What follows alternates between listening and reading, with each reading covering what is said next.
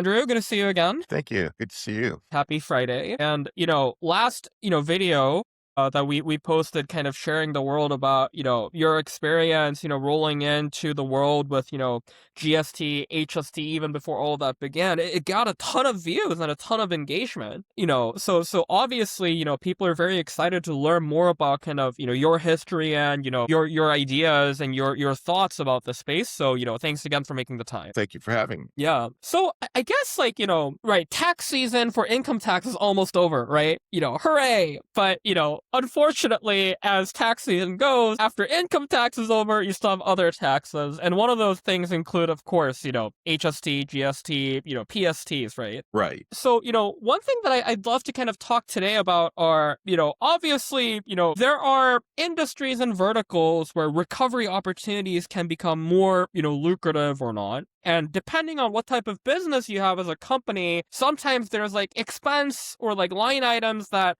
may not seem so obvious to people that are actually working on the income tax side of things. But like, we take a look at it and then, wow, like, there's so much hidden money in here, right? So Yes. we'd like to talk a little bit about that today, like, areas spanning from construction to real estate to manufacturing to, whichever, right? Gotcha. So Yeah. yeah. So as an example, like let's just say construction companies, right? Like how do you from the eyes of an auditor, from the eyes of who has done this, there's subcontractor invoices, equipment rentals, project related construction materials, freight, multiple province operations, transfer costs, so many jargons and things that most people just don't know.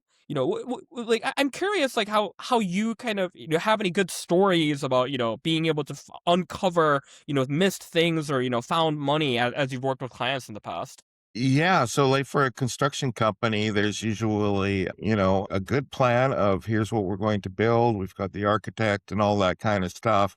And then it all happens. And then you've got these invoices flying all over the place. You've got change orders and stuff like this. Maybe the accounting system is set up properly for the typical transaction, but not for the one offs. And then maybe it doesn't get coded properly. So we're looking for inconsistencies in the GST being charged by the suppliers and stuff like that.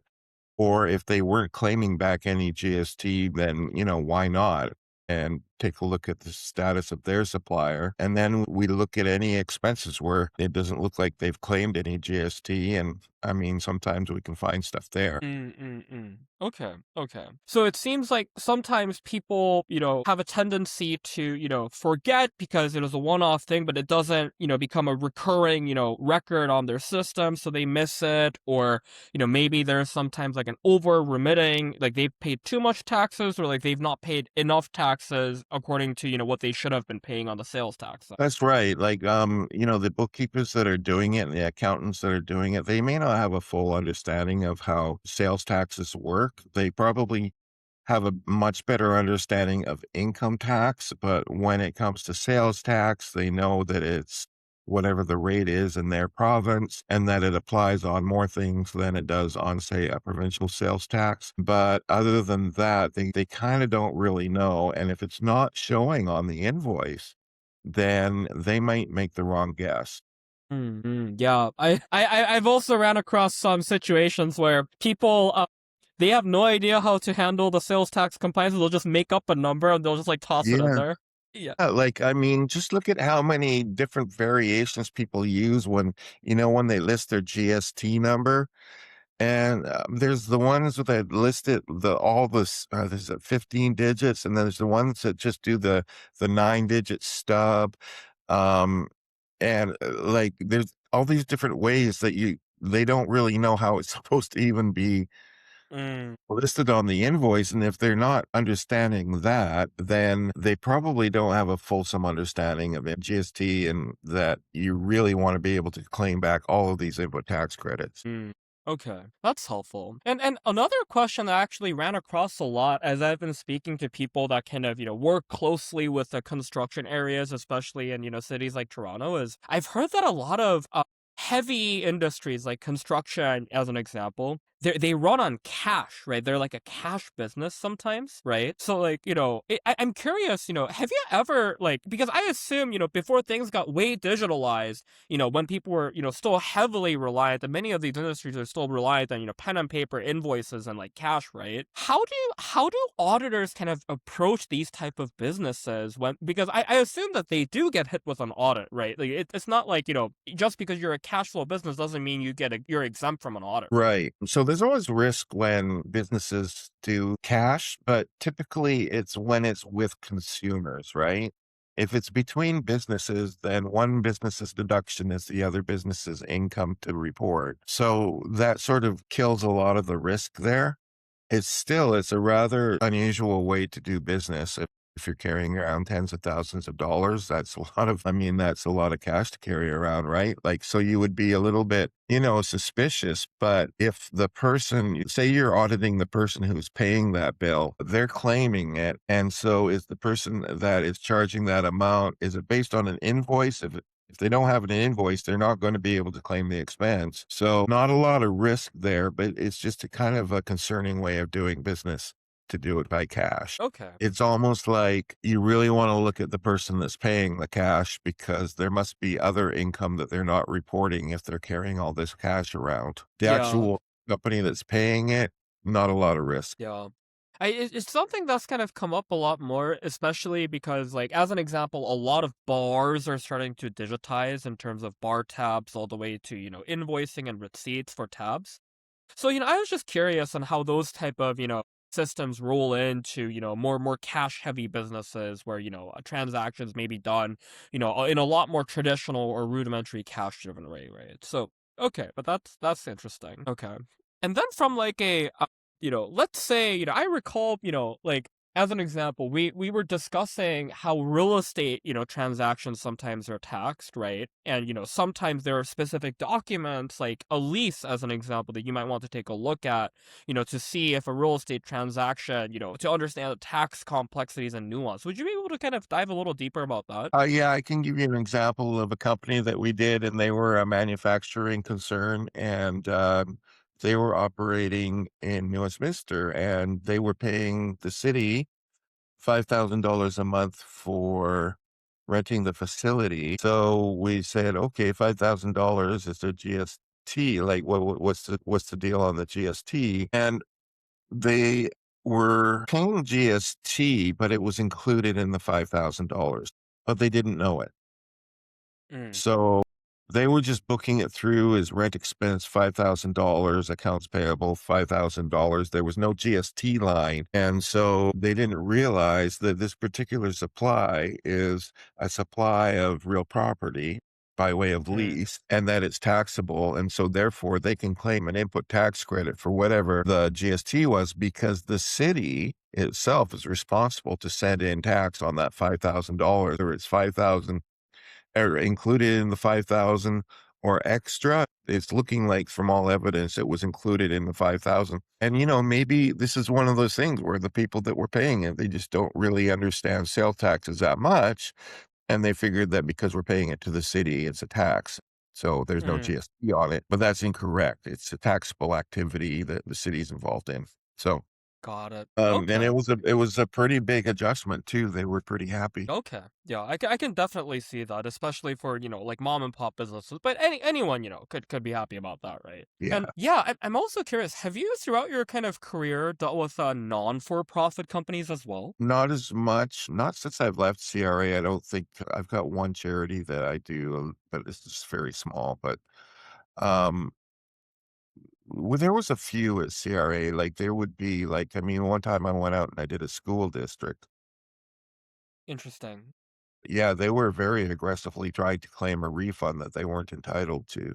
I've heard about this. I've heard about non-for-profit companies oftentimes trying to claim an input tax credit recovery, and sometimes I heard that the actual recovery amount can be quite lucrative, but I heard it's a little bit more tricky to assess and calculate the actual recovery amount because of exemptions. Well, when it comes to the GST, they can more and more, I think they can claim like 100%. It used to be that they could only claim a certain percent. And that actually was that particular audit that I did when I was a CRA. This particular school district decided to say that it was in the business of building schools, and therefore it was a tax fully commercial, considered itself a commercial entity. And we had to say, no, no, no, you're a school, act of legislation has created you. You are answerable to the Mm, government. You're a school, you're not a business. So, yeah, that sort of thing where they claim something that they weren't entitled to.